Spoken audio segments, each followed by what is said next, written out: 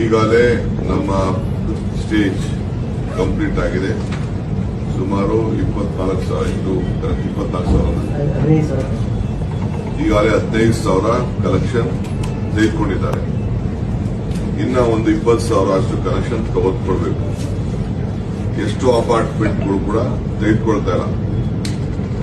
So ಅವರೆಲ್ಲ compulsory ತೆಗೆದುಕೊಳ್ಳಲೇಬೇಕಾಗ್ತದೆ.